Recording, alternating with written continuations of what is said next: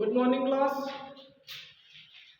आज हम पढ़ेंगे मानव पाचन तंत्र, ह्यूमन डाइजेस्टिव सिस्टम। इसमें सबसे पहले देखते हैं पाचन है क्या। पाचन है क्या? तो जटिल खाद्य पदार्थों को सरल खाद्य पदार्थों में बदलने की क्रिया को पाचन कहते हैं। समझ में आया? जटिल खाद्य पदार्थों को सरल खाद्य पदार्थों में बदलने की क्रिया को पाचन कहते हैं।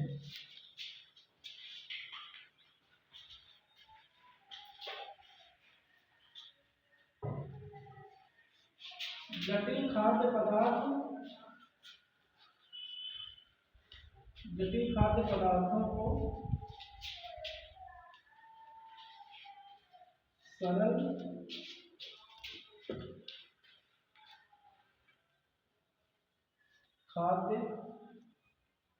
सरल खाद्य पदार्थों में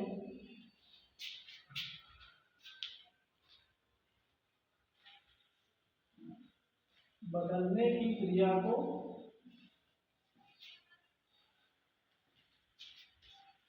पाचन कहते हैं।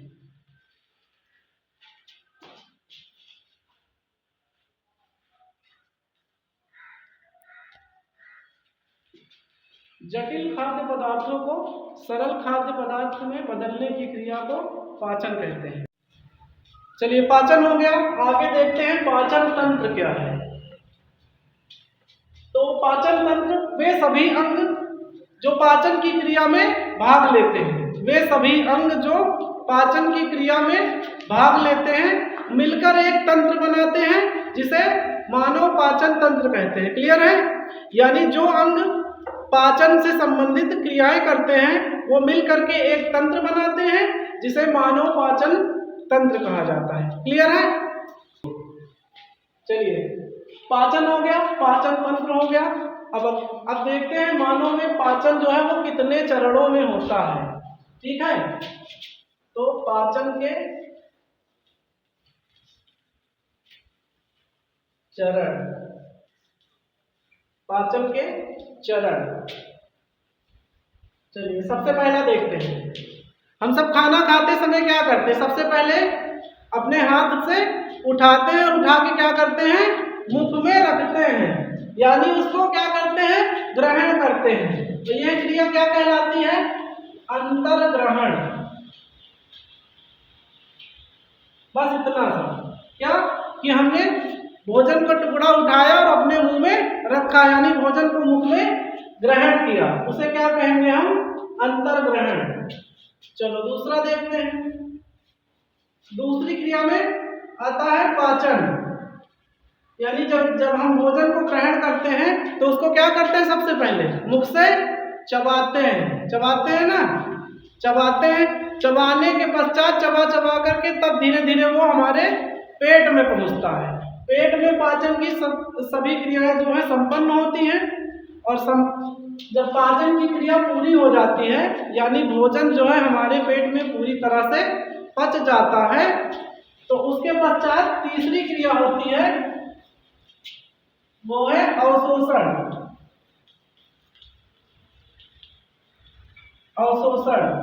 अवशोषण का मतलब ये है कि जो भी कुछ हमने खाया उसका पाचन हुआ, पाचन होने के बाद जो वेस्ट है वो अलग हो गया और जो पोषक तत्व निकले वो जो है ब्लड में मिल जाते हैं, छोटी आंत में ब्लड के साथ मिल जाते हैं, यानी उसी में अवशोषित हो जाते हैं। तो ये क्रिया क्या कहलाएगी? अवशोषण। चलिए, तीन हो गए। चौथा देखते हैं, स्वांगीकरण।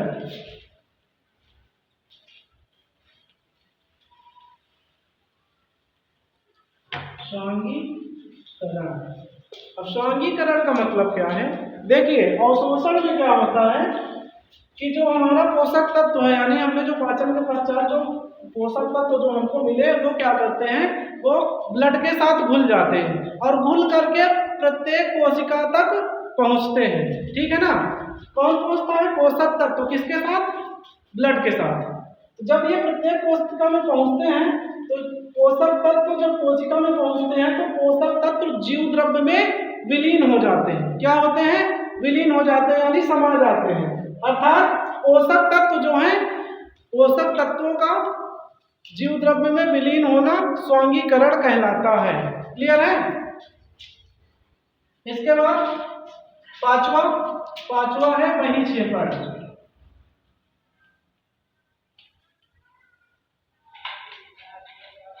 बहिक्षेपण।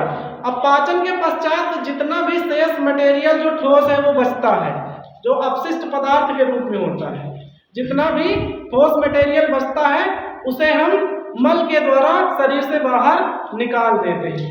तो इन क्रियाओं में जो है, इन चरणों में पाचन की क्रिया संपन्न होती है। ठीक है, चलिए आगे का देखते हैं। मानव में पाचन क्रिया कितने प्रकार से होती है।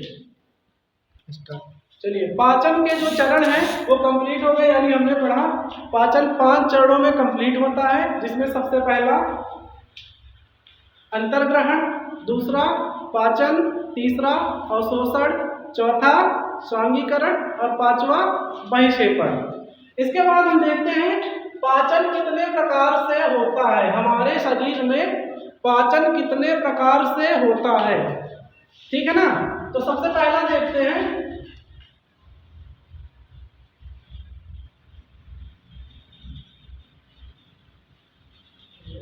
भौतिक या